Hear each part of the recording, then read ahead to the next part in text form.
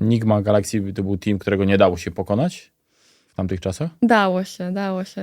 Niestety się dało. W jednym momencie wszystkie w pokoju się spotkałyśmy w piątkę dziewczyn i trochę nam emocje puściły, ale w takim sensie, że no po prostu płakałyśmy przez to, że tyle razem osiągnęłyśmy, że jednak to się kończy, że dla jednych to może być już w ogóle totalnie koniec kariery. No ja od tamtego momentu właściwie do dzisiaj nie czuję się spokojna o to, co będzie jutro pod jakby względem mojej kariery, no nie? Teraz przeżywam coś takiego, co brakowało mi w innych zespołach, że jakby ja czuję, że moje teammate'ki są lepsze ode mnie. Czuć, że jakby mężczyźni mają takie po prostu w sobie ego budowane, że muszą wygrać na jakby kobietę.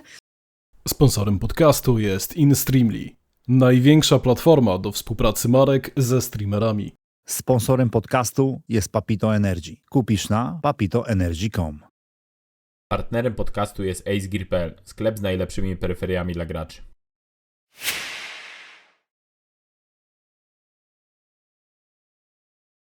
Witajcie w kolejnym odcinku Esporcika. W studiu dzisiaj dwukrotna mistrzyni świata w Counter-Strike'u reprezentacyjnym i wielokrotna medalistka ESL Impact, czyli Hanka. Cześć. Hej, bardzo mi miło już w ogóle za zaproszenie, dziękuję i no takie przedstawienie, że trochę mi głos uciekł, że... Ale to sama prawda, tylko zastanawiam się, na ile to przedstawienie albo na ile ten fragment wielokrotna medalistka ESL Impact, a nie na przykład zwyciężczyni, to gdzieś się tam boli, że jakby jeszcze się nie udało tej ligi najważniejszej kobiecej wygrać. Wiesz co, boli dalej trochę, w szczególności, że wiele razy byłyśmy na drugim miejscu, a wydaje mi się, że drugie miejsce jest chyba najbardziej bolesne dla każdego zawodnika, niezależnie od dyscypliny, bo jednak brakuje ci tak mało, a brakuje, nie? I jednak to pierwsze miejsce jest zawsze w takim moim najwyższym marzeniem takim dla mnie, nie? Nigma Galaxy to był team, którego nie dało się pokonać w tamtych czasach? Dało się. Niestety się dało i jakby dalej to czuję, że w tamtych czasach jeszcze było nawet czasami trochę prościej je pokonać niżeli teraz, bo uważam, trochę ten CS żeński do przodu poszedł, ale w tamtym czasie wydaje mi się, że brakowało takiego opanowania w naszej drużynie i jakby też progresu indywidualnych graczy, no nie? Ale to było też tak, że jak jechałyście na te finały z myślą o tym, że ta Nigma tam będzie, to ta presja na was była większa, że znowu się z nimi spotkamy, znowu będziemy pewnie w finale walczyć i że to było cięższe zadanie wtedy?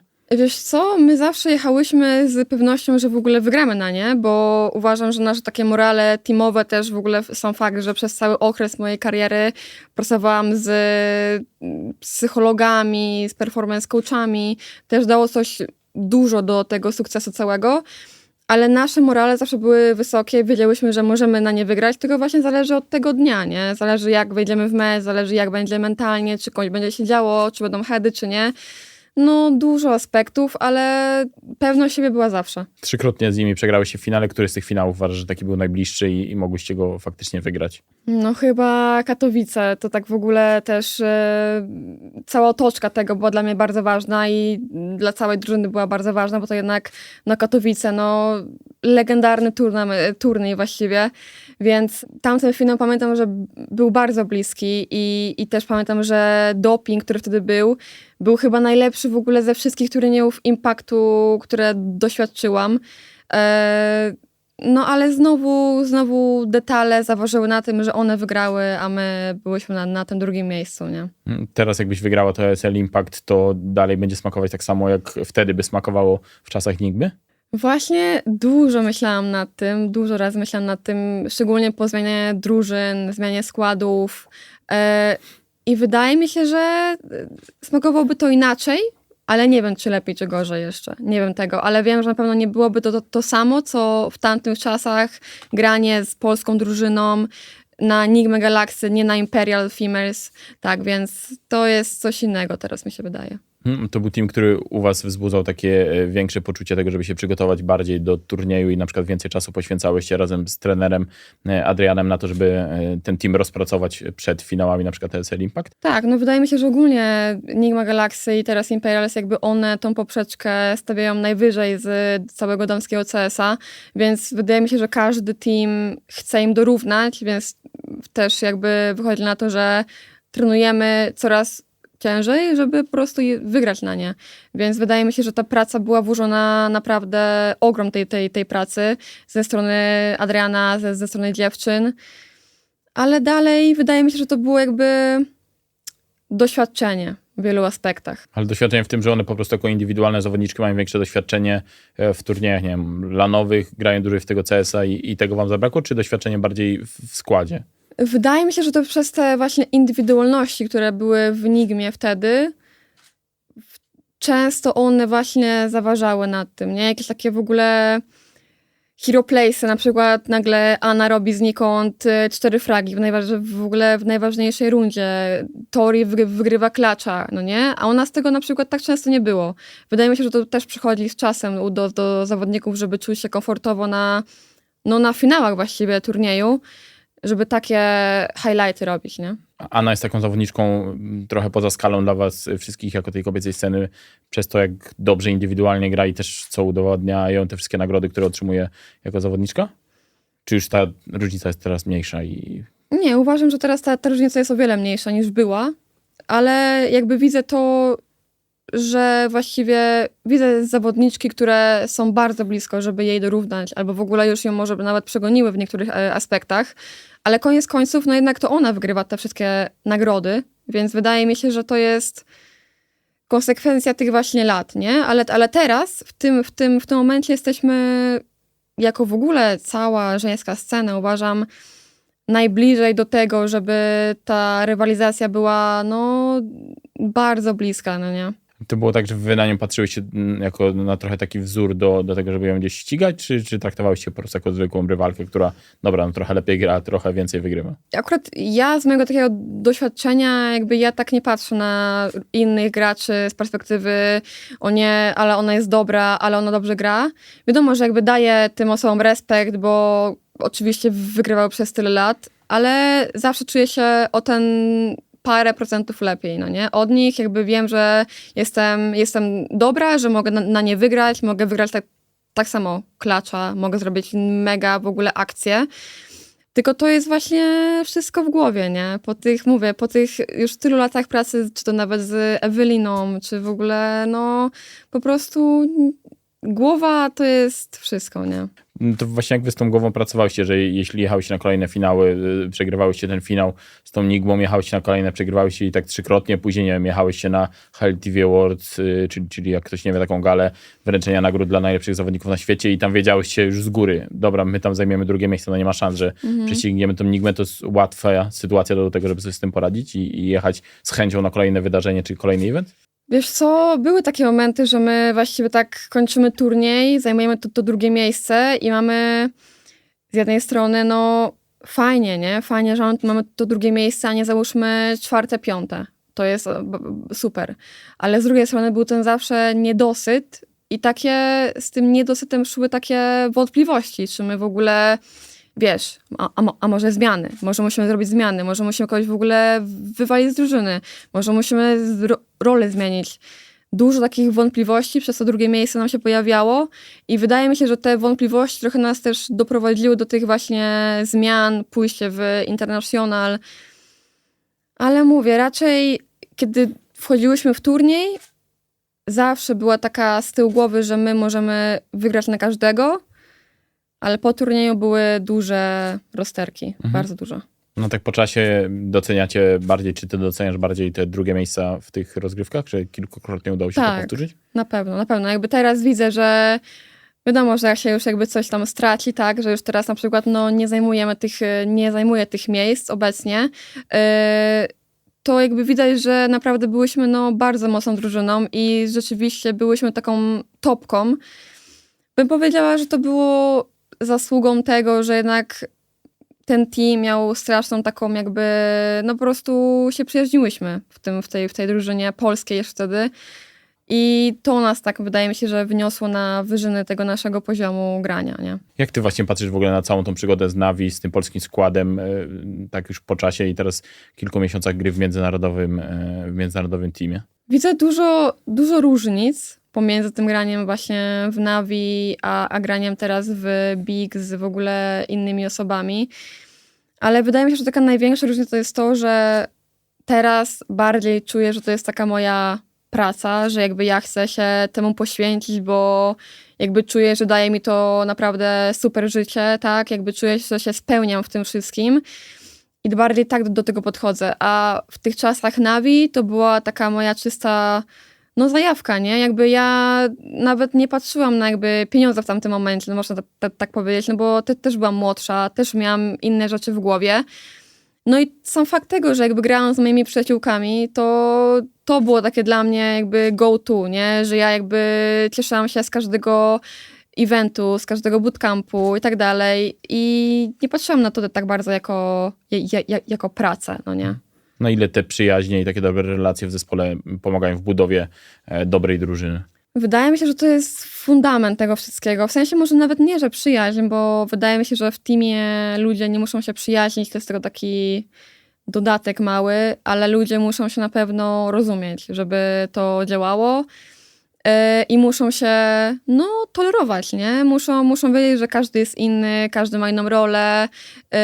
Wydaje mi się, że przez pracę z Ulą Klimczak bardzo to zrozumiałam, że tak naprawdę team to jest 5 osób, które ma inny w ogóle bagaż doświadczeń, inaczej patrzą na sytuację i nie mogę ich oceniać pod pryzmatem tego, co ja myślę, tylko muszę być otwarta na inne wizje w ogóle. A to jest tak, że wszyscy to rozumieją, czy wszystkie zawodniczki, powiedzmy z tamtego Navi to rozumiały, że tak musi być, czy ty to rozumiesz bardziej, no bo pracowałaś też z Ulą, chyba studiujesz psychologię, więc masz takie, powiedzmy, bardziej profesjonalne spojrzenie na to. Wiesz co, wydaje mi się, że w tamtym okresie akurat jak pracowałyśmy z Ulą, to każdy w drużynie był zapoznany z tymi różnymi technikami, na przykład jak tam konflikty rozwiązywać, albo jak w ogóle taki team building w ogóle zrobić. I w tamtym okresie czułam, że każda z nas robi progres i jakby wydaje mi się, że każda z nas osiągnęła taki jakby swój sufit w tamtym zespole, no nie? Że już to, co musiałyśmy o sobie wiedzieć, to wiedziałyśmy, używałyśmy tego, ale dalej coś jakby nie grało, nie? I to jest też ludzkie, to jest normalne i chyba każda z nas po prostu już tak może bardziej się posłuchaliśmy tych właśnie wewnętrznych jakby spraw, nie? Mhm. Na was jak się patrzyło z zewnątrz, no to właśnie nie było widać jakichś takich konfliktów czy emocji, a często mówi się o tym, że kobieca scena CS-a powiedzmy jest bardziej emocjonalna niż męska i że w tych teamach często dochodzi do jakichś kłótni. U was tych sytuacji nie było, czy po prostu były na początku, ale później już trochę dotarłyście się wszystkie? Nie, jakby jak tak patrzę pod pryzmat jakby z perspektywy czasu, to tych kłótni nie było dużo. Jakby też na przykład Adrian, który miał jakby doświadczenie z męskimi drużynami, bo je też trenował, to nam nawet tak się śmiał, że z chłopakami jest o wiele ciężej pracować, niżeli z dziewczynami, no bo jednak tam u mężczyzn zachodzi to takie ego, które już jest jakby oni sobie sami to ego kreują, nawet bez jakby osiągnięć, a u dziewczyn chyba było na odwrót, że my najpierw coś tam osiągałyśmy powoli i potem to ego doszło, więc było to łatwiej trochę obniżyć, mi się wydaje, i rozwiązać po prostu. Mnie zaskoczyła jedna sytuacja, nie wiem, czy powinienem ją tu przytaczać, ale może ją wytniemy, że w momencie, w którym wy już jakby miałyście robić zmiany w składzie tym polskim, to wy wewnątrz drużyny wszystkie wiedziałyście o tym, że już będzie ta zmiana i wciąż jakby grałyście razem, bo czekałyście na jakąś tam akceptację drużyny. Nie pamiętam, kto wtedy miał odchodzić, kto przychodzić, ale jak się gra w drużynie, w której wiesz, że no jakby to długo już nie pociągnie i łatwo nad tymi emocjami zapanować też z perspektywy osób, które zaraz w drużynie nie będą?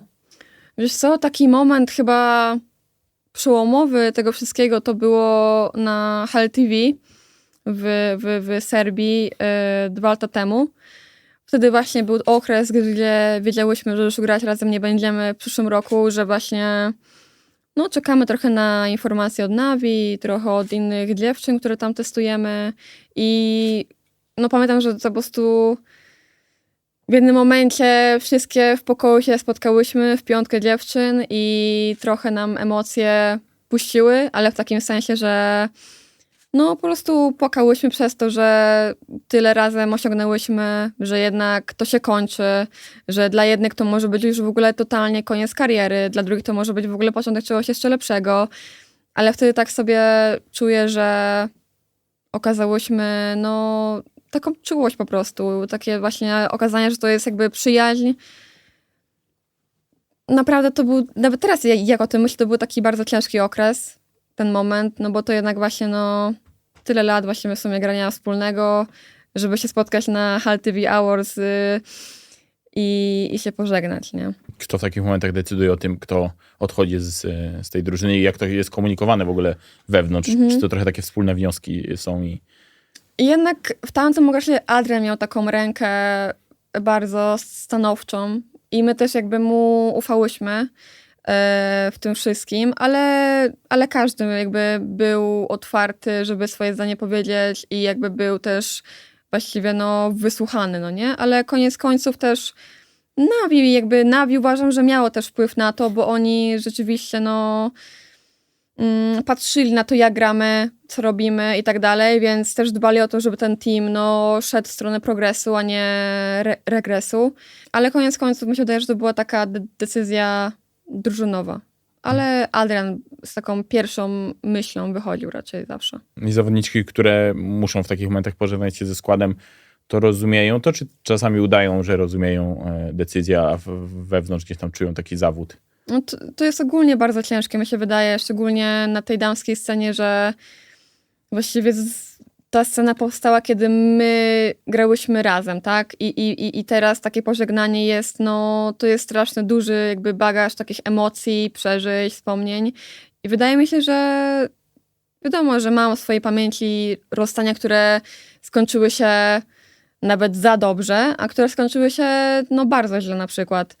I wydaje mi się, że to wszystko jest takie ludzkie po prostu. Jakby ja też uważam, że w takich momentach, no nawet jeśli bym chciała jakby zrozumieć, to i tak tego nie zrozumiem, bo to są emocje tych ludzi po prostu, ale w każdym momencie, w którym coś kończyłyśmy z kimś, chciałyśmy zadbać o to, żeby ta osoba wiedziała, że to jakby nie jest koniec tej właśnie znajomości, czy tych właśnie wspomnień, tylko to jest stricte kierowane, chodzi tylko o CS-a. Jakby my tylko chcemy być lepsi, nie widzimy tego w tym zespole, załóżmy, chcemy zmian. Ale zawsze starałyśmy się jakby tak to powiedzieć w sposób, żeby ta osoba nie czuła się sama, nie? I te relacje przetrwały próbę czasu po rozstaniu w Navi?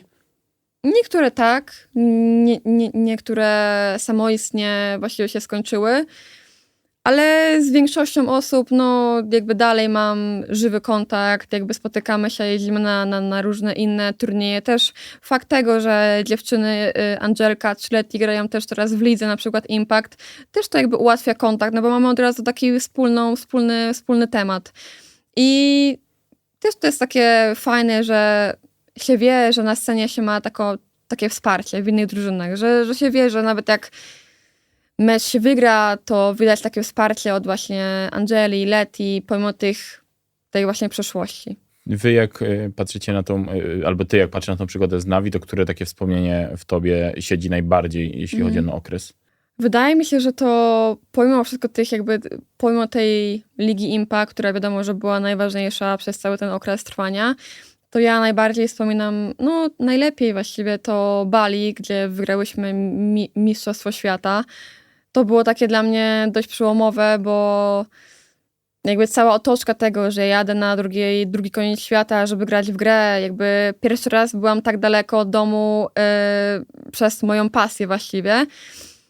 I podczas tego turnieju wydaje mi się, że bardzo się tak zbliżyłyśmy jako drużyna. Wiesz, jakby to były właściwie 2 tygodnie na Bali, gdzie grałyśmy może 3 dni, koniec końców. Jakby cała reszta dni była poświęcona na, no jakby wakacje, no jakby nie mogę tego ująć inaczej. I też wtedy pamiętam, że community całe, w ogóle polskie community się tak jakby obudziło bardzo, bo wydaje mi się, że jednak Polska ma takie coś, że jak się widzi polską flagę, to nawet osoby, które tego w ogóle nie śledzą, to nagle się tym w ogóle zainteresują, bo Mistrzostwo Świata, bo Polki gdzieś tam grają.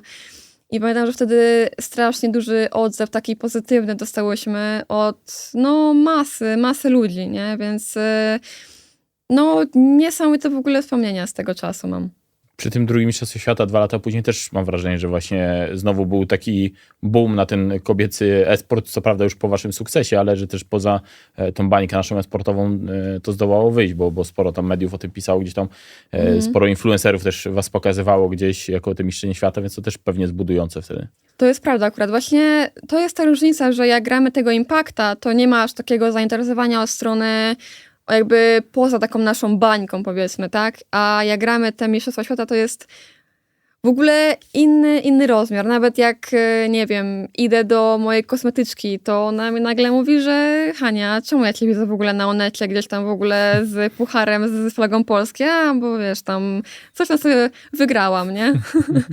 No i naprawdę to jest jakby do w ogóle szerszego grona odbiorców idzie już. A dla ciebie to też więcej znaczy przez to, że to jest po prostu gra dla reprezentacji polskiej, jakakolwiek ona by nie była, czy w jakikolwiek sposób nie byłaby powoływana niż dla klubu, to faktycznie jak w piłce nożnej ma takie znaczenie dla człowieka?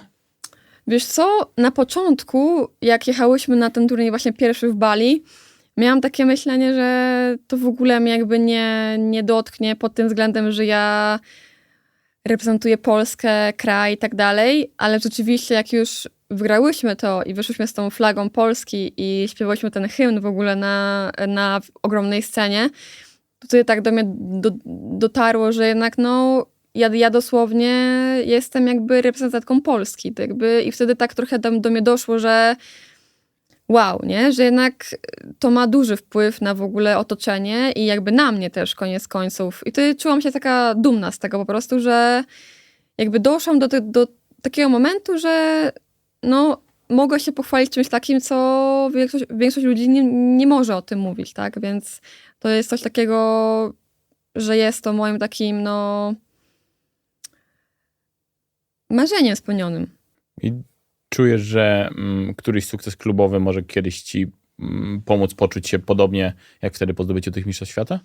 Wydaje mi się, że mam przynajmniej taką nadzieję, że jak wygram tego Impacta w końcu, to poczuję się tak samo, bo jednak to jest tak, wygranie ogólnie czegokolwiek to jest dla mnie bardzo takie doznanie podobne, pomimo tego, że to jest w innych sytuacjach, tak, więc wygranie Impacta wydaje mi się, że będzie się wiązało też z wieloma emocjami, bo to jednak po tym, załóżmy, po tych 3 latach grania, nagle bym to wygrała, też by to było dla mnie ogromnie ważne. Ale jednak te emocje na tych mistrzostwach świata dla mnie póki co były trochę na wyższym poziomie. Jednak te klubowe dla mnie są takie, że my też się właśnie przygotowujemy do nich przez cały rok, tak? Do Impactu. Jakby trenujemy dzień w dzień do tego, a do Mistrzostw Świata jedziemy no jakby na sucho właściwie. Jakby gramy z tym, co mamy i tyle, bo każda z nas gra w innych zespołach. Wtedy wam było łatwiej, bo grałyście w sumie w jednym zespole, więc też przewagę pewnie nad konkurencją miałyście. Tak. No akurat na Bali tak było, że my wtedy jeszcze byliśmy w Navi, aczkolwiek w Riyadzie już teraz rok temu, no już tam... A to było świeżo chyba po rozstaniu. Tak, że już jakby Leti i Liny z nami nie było w drużynie klubowej, więc też było trochę tak na kurczę jolo trochę, nie? Sobie gramy, sobie wygrywamy i sobie cieszymy się grą właściwie. Ale jednak te fundamenty, które sobie wcześniej już w ogóle w Navi zbudowałyśmy, no pomogły nam dużo, naprawdę ogromnie. Patrząc na polską scenę CS-a, tylko tego męskiego, to czasami to pomaga, że nie ma się tej presji, czy to organizacji, czy właśnie treningów, tylko jedzie się na spontanie, bo nawet w ostatnim czasie tych przykładów kilka było, że te polskie drużyny nagle rozstały się z organizacjami i grały lepiej, więc chyba może tej pasji czasami brakuje do tej gry i za dużo jest tej presji jakby ciągnięcia za sukcesem. No, powiem ci szczerze, że też jakby ja uważam, że granie jakby na damskiej scenie, a męskiej to są 2 różne trochę światy i ta presja jest jakby ogromnie jakby inna po prostu, ale my jako kobiety czujemy presję może trochę z innych źródeł niż mężczyźni na przykład, więc to ta presja jest obecna, aczkolwiek to jest też jakby praca zawodnika. Jeśli zawodnik chce być jakby kompletnym graczem, no to musi sobie radzić też jakby z mentalną stroną tego wszystkiego, czyli radzenie sobie ze stresem, z oczekiwaniami, z presją i tak dalej. Jakby to jest strasznie długi proces, ale to jest też jakby fan z tego, że grasz w grę, ale koniec końców też jakby progresujesz mentalnie jako po prostu człowiek. Ja to widziałam u siebie tak najbardziej, że na początku byłam taka bardzo jakby no stresowałam się, bardzo mnie to jakby tak aż denerwowało mnie to wszystko, ale z czasem, z pracą z Ulą, też innymi tam coach performansami, no to po prostu było dla mnie takie, że wow, mogę to jakby kontrolować, mogę mieć wpływ na czymś, co właściwie powodowało, że ja nagle zamarzam podczas gry, że ja w ogóle nie myślę o tych rzeczach, o których powinnam. Więc to jakby też dało mi takie myślenie, że wow, nie? Fajnie, że ja tu wiem, fajnie, że miałam szansę pracować z takimi osobami, które mi tą jakby głowy otworzyły na takie tematy, nie? To w czasach Navi za mało było tej pracy, że właśnie tych szczegółów do sukcesu i wygrania SL Impact zabrakło? Wydaje mi się, że wtedy po prostu byliśmy w procesie uczenia się tego wszystkiego. I to jest też jakby ważne, że nawet pomimo tego, że byliśmy w tym procesie i coś tam wiedziałyśmy, to i tak te wysokie miejsca zajmowałyśmy koniec końców. Ale teraz tak patrząc z perspektywy czasu, no wydaje mi się, że to jeszcze nie było jakby takie totalne opanowanie sytuacji, tych nerwów, no i tego wszystkiego. Teraz mogę powiedzieć, że jestem w takim momencie, że jakby czuję, że jakby jestem na kolejnym etapie tych właśnie mental gry, powiedzmy. I bardzo się z tego cieszę, że w tamtym momencie mogłam być jakby zaopiekowana przez właśnie trenerów mentalnych, mogłam mieć tą przestrzeń, żeby grać na turniejach, te błędy właśnie popełniać i się z nich uczyć właściwie. A teraz cały czas w BIG z jakimś trenerem mentalnym macie do czynienia tak na co dzień? Nie, akurat w BIG tego nie mamy, od samego początku tego nie było. Aczkolwiek wydaje mi się, że też w sumie nie wychodziłyśmy z taką inicjatywą też. I to też chyba jest ważne, żeby jakby drużyna potrzebowała tego i chciała tego, a wydaje mi się, że BIG nie miałoby z tym problemu, żeby nam to załatwić i wydaje mi się, że teraz w szczególności, kiedy to jakby moja obecna drużyna jest taka bardzo świeża, że to przyjdzie też z czasem. Kończąc jeszcze temat Navi, jak ty wspominasz to przejście na międzynarodowy skład? Tam to była dobra decyzja, tak patrząc z perspektywy czasu? Miało to w ogóle możliwość, żeby sukces odnieść?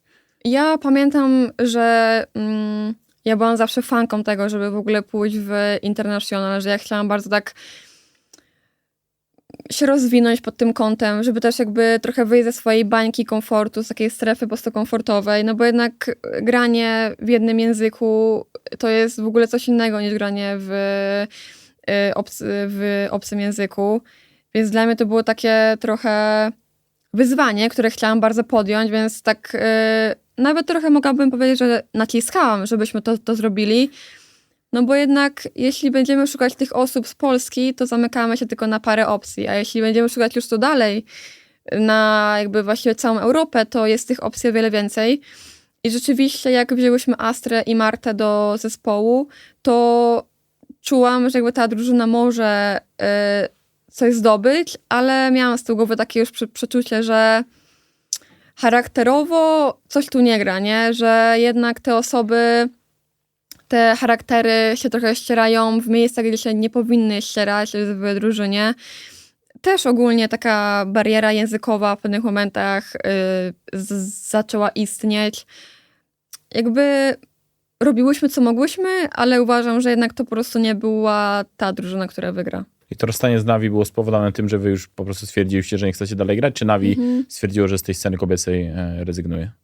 W tamtym momencie to był taki w ogóle okres dla całej kobiecej sceny, że dużo teamów się właściwie opuszczało scenę damską, przestawało inwestować w te drużyny. No, to była konsekwencja wszystkiego właśnie. Może też trochę brak zainteresowania ogólnie z szerszej publiki, trochę Navi zmusiło, żeby dać nam takie po prostu ultimatum, tak? I my tego ultimatum nie przyjęłyśmy. Uznałyśmy, że chcemy coś sobie na własną rękę poszukać. I tak, ale Navi dało nam jakby opcję, żeby zostać, ale my powiedziałyśmy, że jednak chcemy czegoś nowego, znowu wyjść ze swojej takiej bańki, spróbować czegoś nowego i wydaje mi się, że koniec końców, kurczę, no, wydaje mi się, że trochę tego żałuję, nie? Żałujesz, że nie zostałyście w Navi, czy że ten skład się rozpadł? Żałuję tego, że w Navi nie zostałyśmy, bo jakby zmiany byłyby i tak. Czy byśmy odeszły, czy byśmy zostały, to zmiany i tak by były w tym składzie, więc bardziej żałuję tego, że nie zgodziłyśmy się na to ultimatum ze strony Navi. A możesz powiedzieć, czym było to ultimatum? Wiesz co, jakby ultimatum, po prostu jakby zmienili nam warunki kontraktu właściwie, czyli zmiany w pensji, zmiany w długości kontraktu i tak dalej. Więc na tamten czas wydawało nam się, że możemy to jakby zdobyć coś lepszego u innych organizacji, ale to się jakby nie stało. Więc z perspektywy czasu byłoby to lepsze dla żeńskiej sceny, żeby w tym Navi zostać, przynajmniej tak ja uważam, żeby jednak to Navi było i istniało na żeńskiej scenie, co też mogłoby oddziaływać na inne organizacje potencjalne, że jednak jest Navi, ogromna organizacja, no to jakby może my też chcemy w to wejść, nie? Więc pod takim pryzmatem ogólnym dla female sceny chciałabym tam zostać, nie? Gdybym się teraz cofnęła w czasie, to bym chciała tam zostać. Pytanie, czy wiesz, z perspektywy Navi to nie było tak, że szukali trochę wymówki do tego, żeby zakończyć przygodę z żeńską sceną, dlatego wam Tak. zaproponowali obniżenie kontraktów, no bo do tej pory tam nie ma innego żeńskiego składu, więc jeśli ta organizacja by chciała, to raczej by ten skład miała.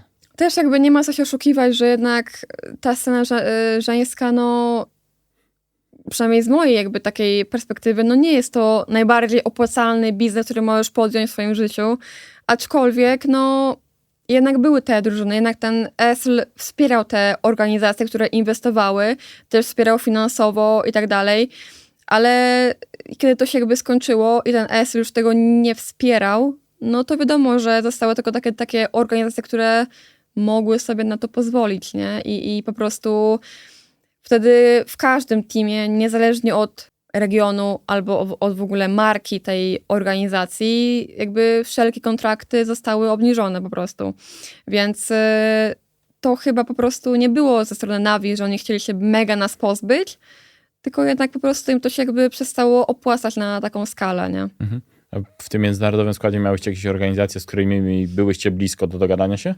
Wiesz co, to były właśnie wtedy tak trochę, jak już z tego Navi odeszłyśmy i szykowałyśmy innego domu właściwie, no i wiesz, przychodzimy z naprawdę dobrymi osiągnięciami, tak? Online w tamtym okresie byłyśmy lepsze od Imperials, to są już wtedy Enigmy, Galaxy, można powiedzieć. Wygrywałyśmy na nie no każdy turniej online. Offline też byłyśmy no trzecie na finałach w Sztokholmie. Też fajnie, naprawdę fajnie.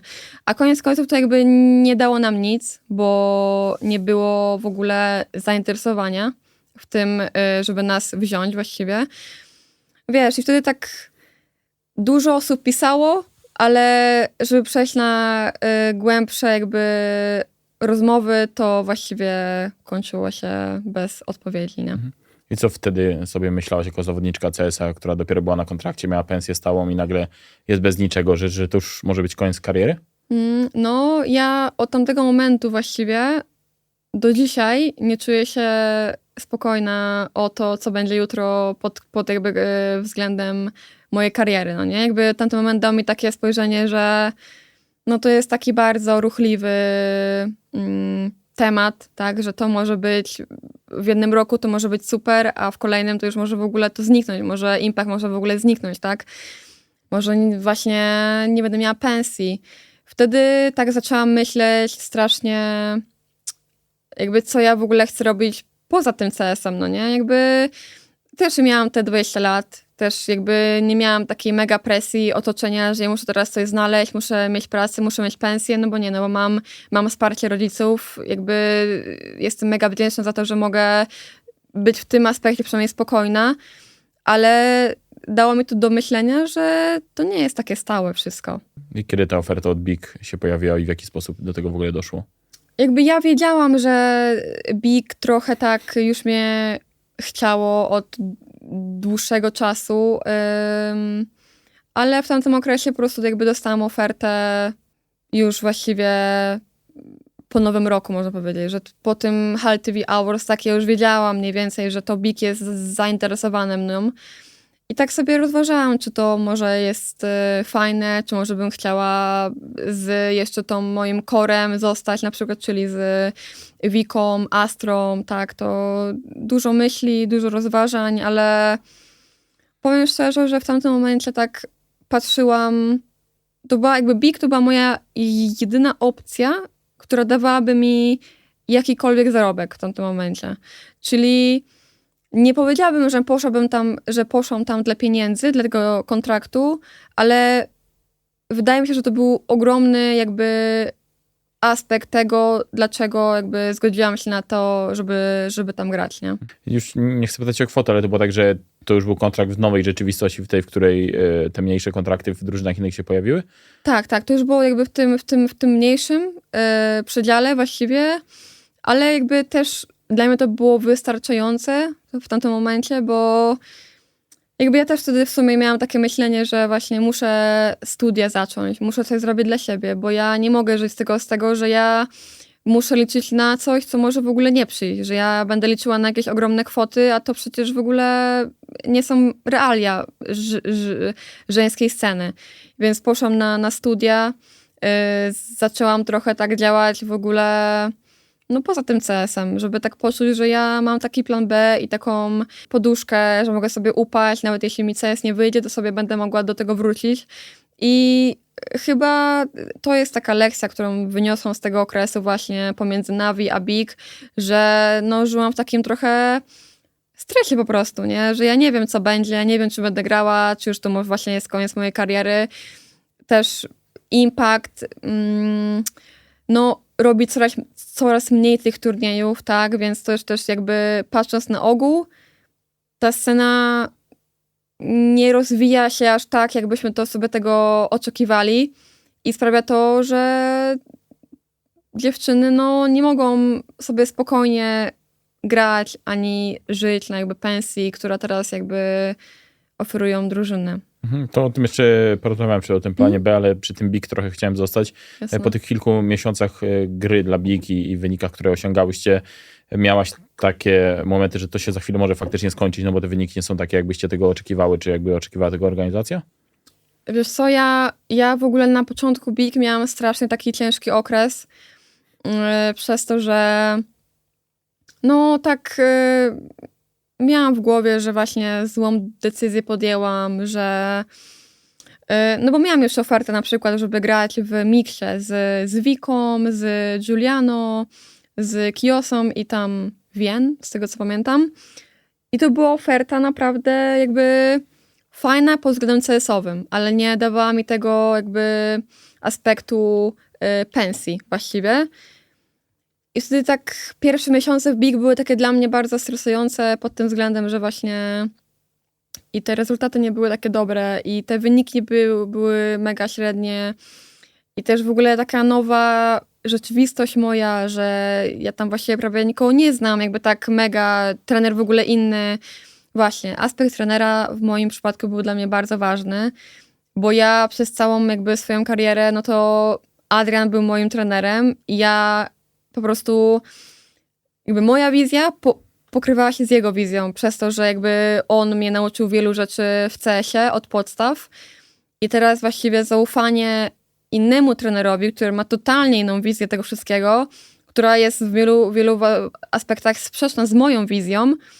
Miałam takie, kurczę, jakby naprawdę muszę się otworzyć, jakby muszę mieć otwartą głowę. Ale na początku było to dla mnie ciężkie, żeby tą głowę otworzyć i być po prostu okej ze wszystkim, co nadejdzie, nie? Ale ze strony BIG nie było presji. Nie było presji, że musimy wygrywać, że musimy teraz tu i teraz wygrać. Dawali nam taki okres jakby, żeby się poznać i jakby zrobić, co się da, żeby ten wynik końcowy był jak najlepszy, ale BIG jako organizacja to no jakby ja czułam się lepiej w BIG niżeli w NAI pod względem organizacji, nie, na przykład. Ale to chyba takie moje tylko takie prywatne spojrzenie i odczucia, nie? Ale czemu czułaś się tu lepiej? Wiesz co, bo jakby wydaje mi się, że po prostu lepsze osoby poznałam w BIG jako z tam zarządzania tą całą drużyną niżeli w Navi. W Navi nie miałam tak mega styczności z CEO na przykład. Ja tam bardziej miałam kontakt z moją menadżerką i ta menadżerka była, no oczywiście była jakby bardzo, bardzo dobra, dobrze robiła swoją robotę i to wszystko, ale jednak w BIG jakby ja czuję, że tam ci ludzie tym żyją, że jakby oni chcą mieć tą żeńską drużynę, no bo tak, po prostu im zależy na tym i jakby kontakty z czy to menadżerem, czy w ogóle z innymi ludźmi, którzy tam CEO jest w ogóle na innym etapie. Jakby ja czuję, że ja mogę z tymi ludźmi porozmawiać o wszystkim i oni mi pomogą zbudować tą drużynę właściwie i mają u mnie mają we mnie straszne zaufanie w tym wszystkim. To też jest chyba inaczej, no bo często w biurze BIG bywasz i masz kontakt taki face to face z tymi ludźmi, a Tak. Navi przez to, że wiadomo, jeszcze wybuchła wojna na Ukrainie, no to Olga nie mogła tak do was często przyjeżdżać, to wasza menadżerka, czy nie mieliście kontaktu w biurze, więc to chyba też robi swoje, że wy jakby możecie się face to face w tym biurze na bootcampie spotkać i sobie wiele rzeczy wyjaśnić. Tak, no jakby to wydaje mi się, że to jest jakby ogromny aspekt tego, że ja w ogóle mieszkam no blisko Berlina, jestem ze Szczecina, więc właściwie to mam bliżej do Berlina niżeli do Warszawy, więc jestem tam często, dosyć często, też już mam takie relacje dość no zażyłe z tymi wszystkimi osobami, jakby czuję, że oni bardzo dbają o ten projekt, starają się nam dać wszystko, co mogą i po prostu nawet tak sobie myślę, że chyba tak po prostu musiało być w tym wszystkim, że ja skończyłam w BIG, bo już tak w ogóle abstrahując od tego tematu trochę, że pierwszą ofertę jakąkolwiek w ogóle dostałyśmy, to właśnie było od BIG. Jeszcze w ogóle na samym początku Impaktu to właśnie BIG nam zaproponowało, że chcą nas jako ten polski skład mieć pod sobą. No ale wtedy jeszcze Navi się pojawiło i wiadomo, że zmieniłyśmy decyzję, ale no BIG było na żeńskiej scenie od samego początku. To jest też mega pokazuje to, że oni tutaj są, bo chcą po prostu, nie? I co się stało, że oni wtedy, czy wy zdecydowali się o tym, żeby ten cały skład zmienić i zbudować go wokół ciebie?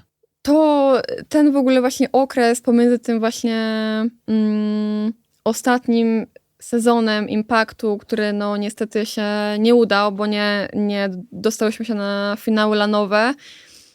No jakby wtedy każdy w BIG wiedział, że to tak nie może być, że jakby każdy czuł, że ta drużyna no nie ma wystarczająco dużo firepowera, żeby właściwie grać na najwyższym poziomie.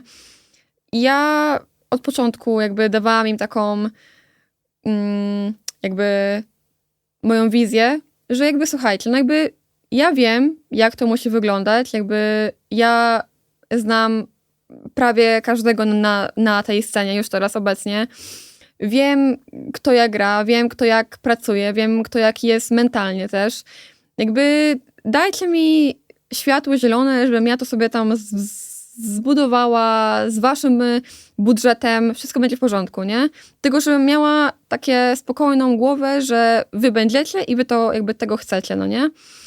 I no, że jakby nie mogłam chyba sobie wymarzyć lepszej jakby odpowiedzi, bo oni po prostu się jakby zgodzili na to, żebym sobie tam wokół siebie ten team zbudowała. I jakby w mojej głowie to było proste, że ja muszę wziąć ten core z Navi, które było international właściwie, międzynarodowe, czyli ja, Wika i Astra. I z tą trójką jakby wszystko od tego momentu zbudowałyśmy właściwie same w trójkę. Wzięłyśmy do zespołu Emmę, która jest no 18 lat, dziewczyna, która właściwie jest, no daje takiej mega świeżości. Kiosę, którą właściwie w Navi chciałyśmy już od lat po prostu, żeby była i z nami grała. Bo też ciekawe jest to, że Kiosa mieszkała w Polsce przez parę lat, mówi po polsku płynnie, Aha. więc to w ogóle w Navi ją testowaliśmy przez jakby długi czas, ale coś tam finalnie się jakby nie zgrało. No ale naprawdę super gracz, super osoba. I podczas całej tej budowy składu, no ja z BIG byłam jak po prostu ziomki. Ja po prostu uwielbiam jakby ich podejście do jakby spraw, jakby ich takie... Oni mają takie podejście, że jeśli jest problem, okej, to szukamy rozwiązań, szukamy czemu, jak, po co i w ogóle. I to dało mi taki spokój, że ja wybrałam graczy i potem tak już to tak poszło bardzo, bardzo gładko. Dlaczego oni tobie tak zaufali? Kurczę, jest to w sumie dobre pytanie, szczerze, ale wydaje mi się, że ja jako osoba na scenie mam takie, uważam, że dobrą reputację też przez to, że jestem właściwie od początku tego wszystkiego. Też oni mnie trochę jakby znali wcześniej, mówię, jakby już Big tak wcześniej mi dawało sygnały, że chcieliby mnie mieć na pokładzie swoim. I wydaje mi się, że tak widzieli po mnie, że jestem pewna tego projektu, że ja wiem, czego chcę, kto musi być w tym projekcie, że ja od początku mówiłam, jak to powinno wyglądać, żeby to przynosiło rezultaty. I wydaje mi się, że to moją postawą, tą byciem pewnym siebie, pomimo tego, że to w tym okresie w ogóle jakby prywatnie i w ogóle o mojej karierze byłam totalnie chyba najmniej pewna ze wszystkich lat. No ale w tym aspekcie byłam pewna i to dało właśnie takie efekty. Mhm. A to teraz taką presję u ciebie większą powoduje, że to ty za ten skład odpowiadasz jeszcze bardziej? Wiesz co, jakby ja czuję, że ja jestem trochę takim łącznikiem, przynajmniej teraz w tym momencie na początku tego składu, pomiędzy Big a tą drużyną, jakby ja wiem, że jakby darzą mnie tym zaufaniem, więc oni się mnie pytają, jak tam jest, jak tam treningi, czy wszystko okej. Ale jakby nie czuję takiej presji. Jakby to akurat jest ten aspekt, że pod względem organizacji nie czuję jakby żadnego takiego wpływu na to, jak się zachowuję, jaki ja tam mam mental w drużynie. Raczej tylko takie pozytywne sprawy. Mhm. No bo to trochę taka rola, to co zrobiłaś do tej pory z tym składem dyrektora sportowego, a ty jako zawodniczka złożyłaś skład, jeszcze będąc zawodniczką przez kilka miesięcy wzięłaś sobie odpowiedzialność na siebie, więc tak z zewnątrz patrząc, no to się wydaje duża sprawa. Wiesz co, teraz jak patrzę na to wydaje mi się, że trochę jednak miałam takie podejście lightowe, że co to jest, nie? Zresztą sobie napiszę do moich znajomych i dobra, właśnie grajmy, nie? Grajmy w grę. Ale jakby rzeczywiście, żeby to jakby dogadać, jakby te osoby ze sobą i jeszcze potem jakby też jakby kontrakty, bo koniec końców też miałam w ogóle wpływ na to, jakby jakie tam pensje by ludzie mieli, czy to w ogóle starczy budżet na to, czy nie. Teraz tak patrzę na to, że naprawdę było coś takiego ogromnego w sumie dla mnie, no bo rzeczywiście, tak jak mówisz, nie jestem żadnym tam menadżerem, jestem tylko graczem właściwie, a uważam, że pomogłam strasznie to jakby dopiąć pod względem też jakby kontraktów i tych właśnie warunków, tego wszystkiego, bo każdy ma tam swoje oczekiwania i też to jest fajne, że udało się jakby dopiąć w budżecie, który Big dało od początku, że nie musiałyśmy ani tego zmieniać, ani w ogóle zmniejszać. Tylko było po prostu idealnie, żeby każdy sobie, żeby po prostu każdy się zgodził na to. Mhm. No z perspektywy tych zawodniczek to było komfortowe, że z tobą rozmawiają o pieniądzach i że ty będziesz wiedzieć, ile będą zarabiać, czy to jest raczej tak, że te pensje przeważnie są równe w drużynach i nie jest to aż taki problem? Wiesz co, u nas jakby nie są one równe, te pensje, aczkolwiek dziewczyny wiedziały, że jakby ja do nich wychodzę z taką inicjatywą, jakby ja mam nad sobą tą organizację, czyli jakby chcąc czy nie chcąc muszą ze mną porozmawiać najpierw, ale pomimo wszystko pieniądze nie były jakby pierwszym tematem. Jakby ja pisząc do Wiki czy do Astry, ja po prostu liczyłam, że one chcą że jakby będą dzieliły tą samą wizję, którą ja mam. Czyli, że będą widziały w tym składzie potencjał taki sam, jak ja bym widziała. I to się stało i gdyby nie to nawet by pieniądze jakby tej sprawy nie załatwiły. Bo dziewczyny póki co, z tego co wiem, są okej z tą pensją, ale wiadomo, że właśnie, każdy ma swoje oczekiwania, tak? Ale żeby jakby je wziąć na realia, to każdy musiał swoje oczekiwania trochę obniżyć i też to tylko jakby pokazuje, że one są jakby tego świadome, że nie możemy teraz oczekiwać milionów, tylko jednak trzeba trochę od nowa zacząć. Dlaczego ten skład może wygrać ESL Impact? Wydaje mi się, że takim głównym czynnikiem, dlaczego wygramy Impacta tego, to jest to, że każda z nas, każda jakby z tych zawodniczek to jest jakby idealny balans. Jakby są osoby, które na przykład ja i Emma jesteśmy takie bardziej takie bardziej, które będą motywować podczas rundy na przykład. Są takie bardziej otwarte, takie bardziej energetyczne. No kurczę, Astra jest bardzo spokojna. Wika też. One bardziej są takie mózgami operacji tego wszystkiego. Kiosa jest taka w ogóle pomiędzy. Wydaje mi się, że charakterowo na pewno uważam, że my teraz w Big mamy jakby lepszy podział charakterów, niż ma Imperials obecnie w drużynie. Ale pod względem CS-owym, bo to jednak o CS-a chodzi, koniec końców, dziewczyny są bardzo doświadczone. Jakby trochę teraz przeżywam coś takiego, co brakowało mi w innych zespołach, że jakby ja czuję, że moje teammate'ki są lepsze ode mnie w wielu aspektach i ja muszę im dorównać, żebym była w tej drużynie, żebym ja czuła się komfortowo w tej drużynie. Bo ja widzę, jaki ogrom pracy one wkładają w tą drużynę pod względem CS-a. I kurczę, no jakby ja chcę też. Ja jakby chcę być lepsza od nich w ogóle. Więc to jest fajne, że tak pod względem takiego wspólnego motywowania się, wydaje mi się, że ten zespół ma ogromny potencjał, bo no, wszystkie chcemy wygrać. I pod względem CS-a mamy idealny firepower, bym powiedziała. Nawet teraz obecnie, no jakby wygrałyśmy na 2 turnieje online wszystko. Czy no 3 nawet może.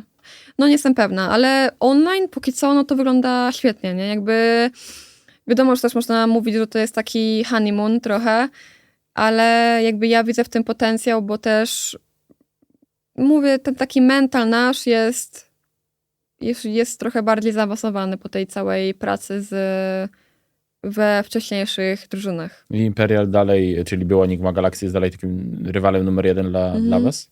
No, wydaje mi się, że tak. No szczególnie, że my jakby gramy w Europie, tak, więc to jest taki nasz rywal na co dzień, można powiedzieć, bo w każdym turnieju online, no gdzieś one tam są, więc nie widzimy się tylko na Impactach, tylko widzimy się też jakby w turniejach online. I zawsze jest takie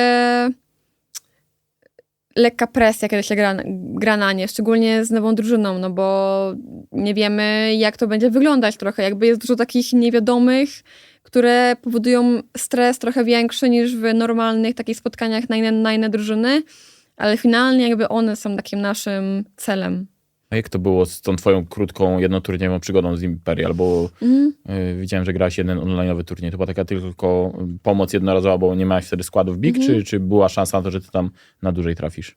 Wiesz co, ja w ogóle byłam na testach do Imperials już parę razy w sumie w mojej karierze. Tym razem po prostu byłam na tam testach przez 2 tygodnie, właściwie właśnie skończone tym turniejem online, który tam udało się wygrać.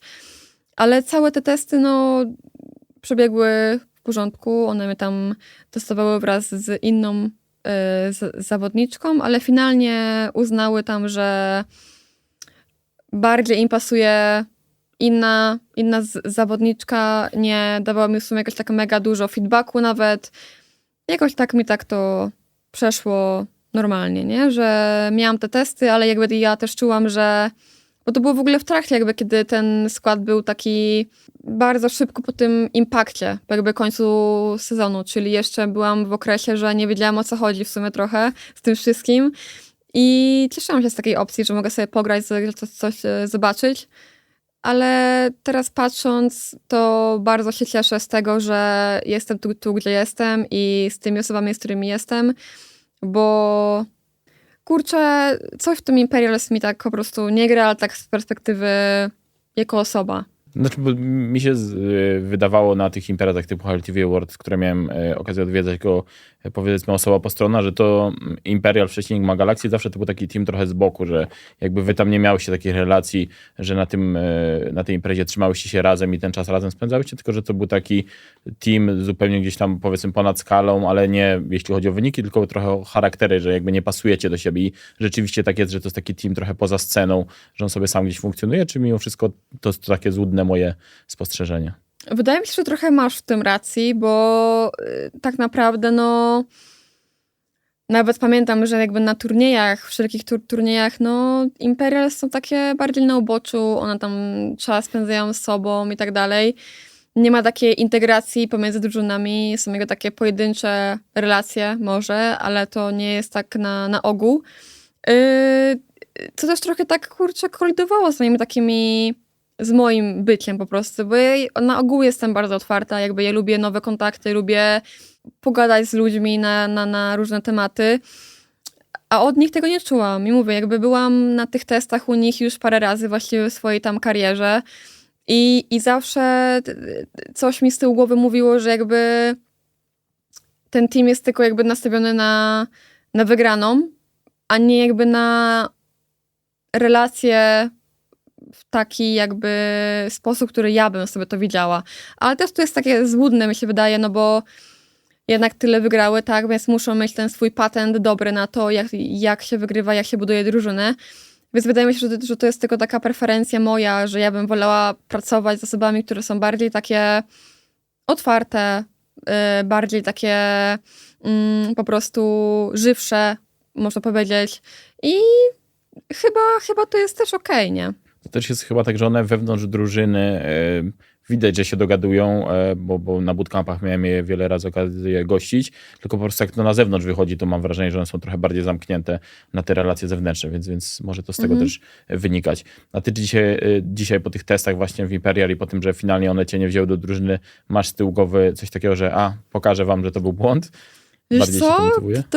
Trochę mam, bo to jest takie zawsze budujące. Jakby ja akurat lubię taką rywalizację pod tym względem, bo to ani mi nie przynosi jakiejś tam presji, tylko daje mi takiego boosta, który mnie motywuje, żeby no dosłownie im pokazać, ale nie w taki sposób, że będą tam żałować. Nie, bo ja im życzę jak najlepiej, chcę, żeby jakby ich team też jakby rósł, żeby stało się lepszy, żeby ta poprzeczka była coraz to wyższa i tak dalej.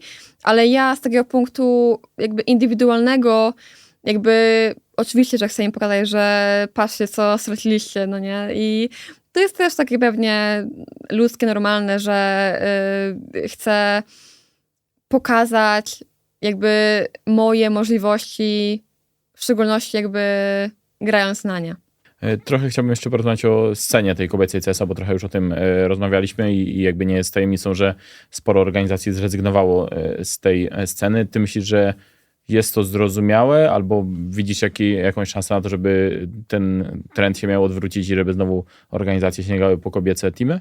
Wiesz co, to jest bardzo taki temat złożony, mi się wydaje, bo patrząc teraz obecnie na scenę, wiadomo, że jakby żeby organizacje inwestowały, musi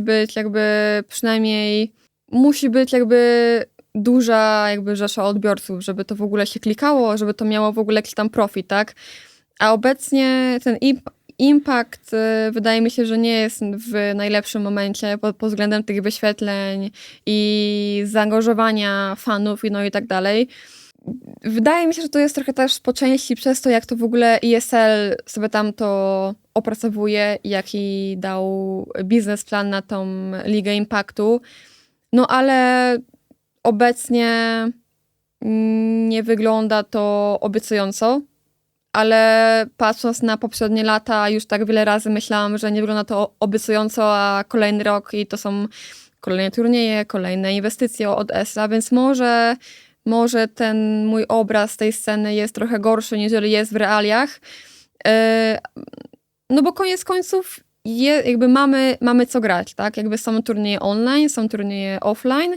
Wiadomo, że było tego więcej kiedyś, ale dalej coś się dzieje przynajmniej. Ale no wydaje mi się, że jest to dość ciężki temat, żeby to się mega rozwinęło w przeciągu roku. To jest raczej kwestia paru lat, parunastu może. I nawet wydaje mi się, że to jakby ESL musi trochę więcej pracy w to włożyć i jakby dotrzeć do jeszcze szerszego grona odbiorców, bo będzie jakby ciężko. A z perspektywy drużyn czy zawodniczek ty widzisz coś do poprawy, co mogłoby pomóc w budowie tych scen?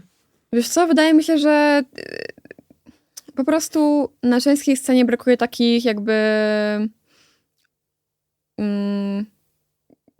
osób, które by wyznaczały, które są bardziej rozpoznawalne, powiedzmy, tak? Jakby mamy Annę, mamy jakby cały Imperial, które jest znane szerszej publiczności, ponieważ były na turniejach męskich, więc to w ogóle trafia do innych mediów, powiedzmy. Ale ta w ogóle cała inna scena damska powinna bardziej się skupić na takim budowaniu charakteru w internecie, żeby być bardziej takim widocznym wszędzie, no bo jednak każdy musi dbać o swoją tą markę, czyli na przykład streamy. Może ktoś się w streamach nie czuje, to może bardziej takie po prostu pisanie o tym e-sporcie, no nie? Żeby tak bardziej angażować ludzi w reakcję, w zainteresowanie po prostu, no nie? I jakby na przykład widzę Angelkę, która po karierze w CS-ie takiej profesjonalnej przyszła w ogóle na streaming. Idzie jej to świetnie, bo znalazła niszę, w której jakby odnajduje się po prostu super, nie? Ale z kolei wiem, że to nie jest to dla każdego. Na przykład dla mnie, uważam, że dla mnie streaming to nigdy nie czułam się w tym mega komfortowo i wiem, że to nie jest dla mnie, więc szukam czegoś innego. Byłam, nie wiem, na analizie w Eslu. Też jakby staram się robić coś, żebym nie była tylko graczem po prostu, bo to jest bardzo takie złudne, mi się wydaje przynajmniej, ale to wszystko sprowadza się do tego, żeby dziewczyny wkładały trochę więcej osobowości w to wszystko, mi się wydaje. A te reprezentacyjne sukcesy można było wykorzystać bardziej, żeby zboostować trochę tą polską scenę, no bo to w sumie w Polsce głównie gdzieś tam było wypromowane? No, ogólnie zdziwiłam się bardzo, bo po ostatnim tym sukcesie w Riyadzie dużo takich politycznych w ogóle spraw się nagle do nas zgłosiło, że Ministerstwo Cyfryzacji nagle nas w ogóle zaprasza na jakieś tam wywiady, na jakieś tam konferencje. No, jakby doszło do takiego szerszego grona, radia się do nas odzywały. Wydaje mi się, że to jest bardzo fajny temat, żeby to w ogóle dalej rzucić i dalej coś z tym robić, bo no jakby to będzie się klikało. Uważam, że to jest naprawdę fajny temat, żeby o tym pogadać i jakby tak na poważnie, nie? Bo my w to gramy na poważnie i fajnie widać, że jakby ludzie to cenią, że my jednak, kurczę, no spędzamy te dziesiątki godzin przed tym komputerem i koniec końców wychodzimy z tą flagą Polski na scenę.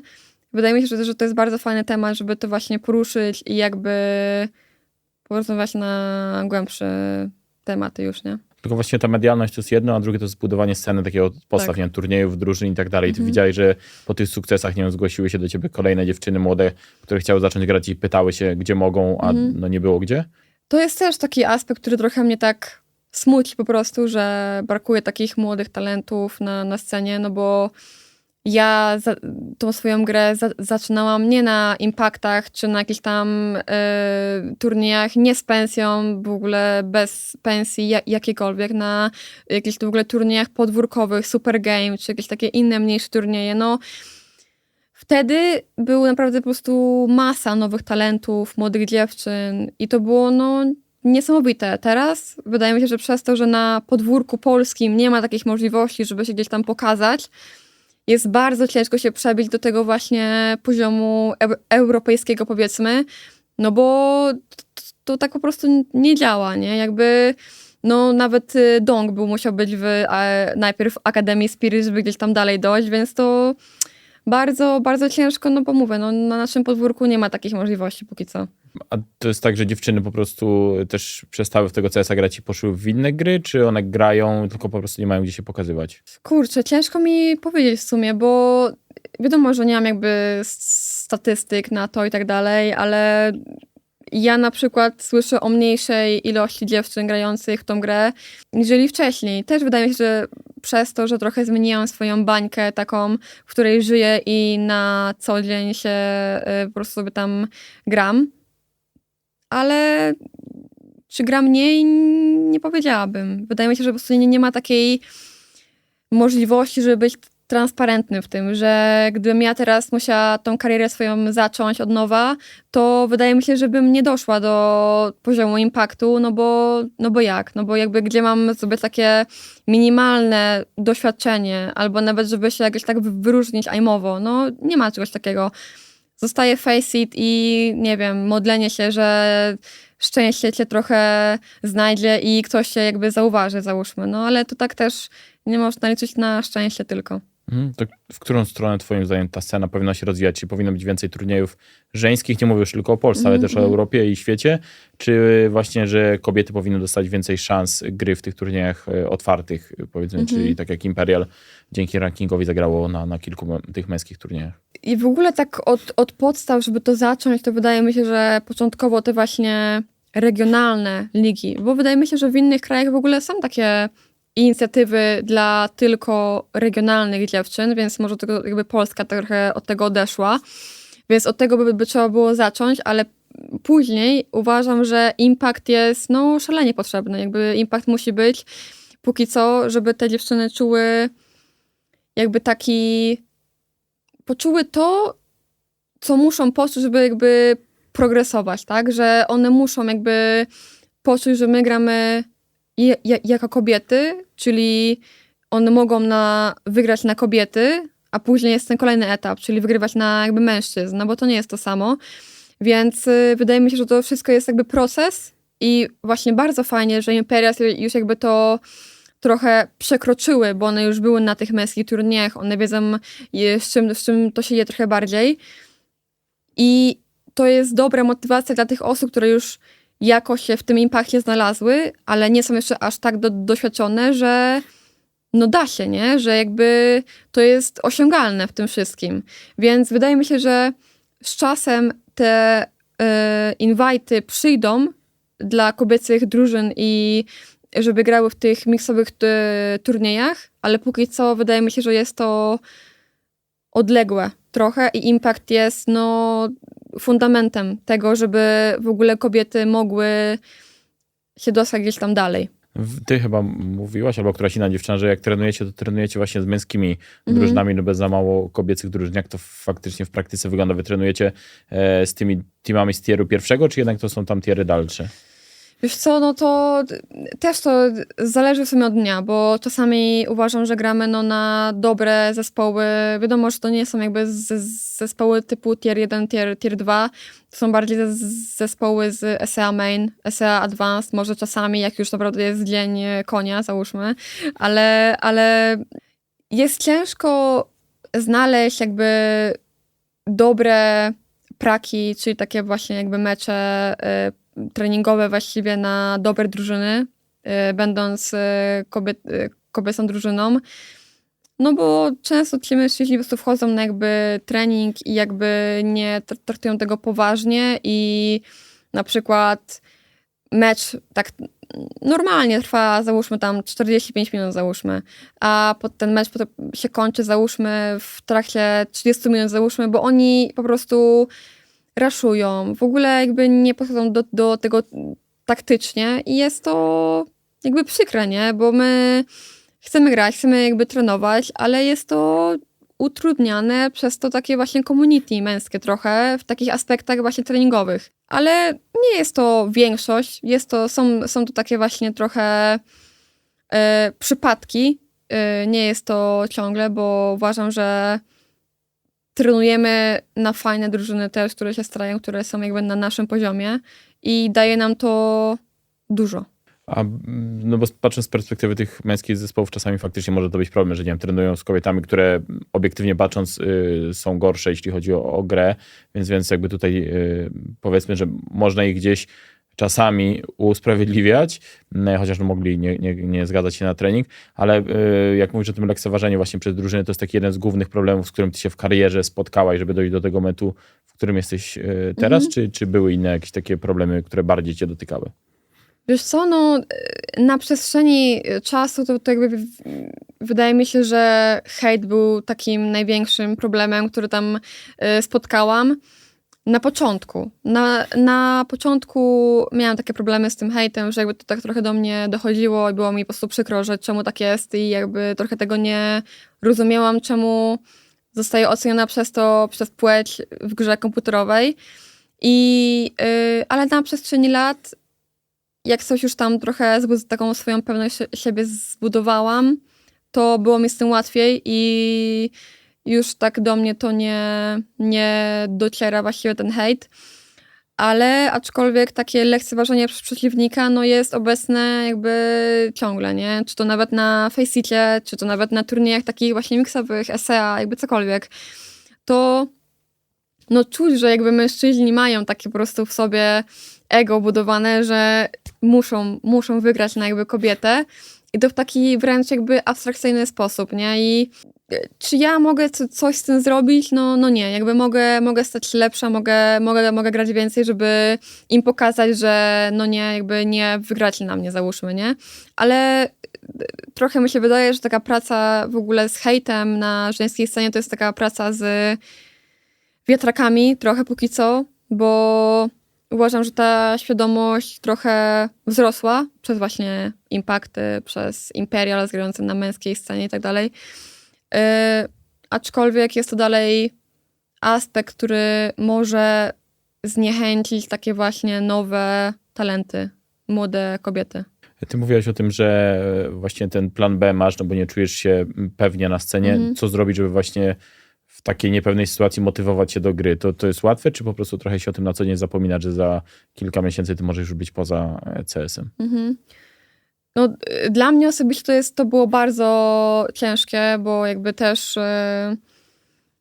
no ja zawsze starałam się mieć taki plan B i to nawet nie chodzi o CS-a czy coś, tylko po prostu zawsze w życiu starałam się być taka bardziej ostrożna, niżeli iść w ogóle YOLO i sobie w ogóle nie myśleć o przyszłości. Właśnie na początku Big było to takie dla mnie bardzo ciężkie, że te studia, czyli właśnie trochę mniej czasu na jakby granie i jakby czy to w ogóle jest dla mnie okej, czy to dla mnie nie jest okej. Musiałam trochę siebie bardziej zrozumieć i czego chcę.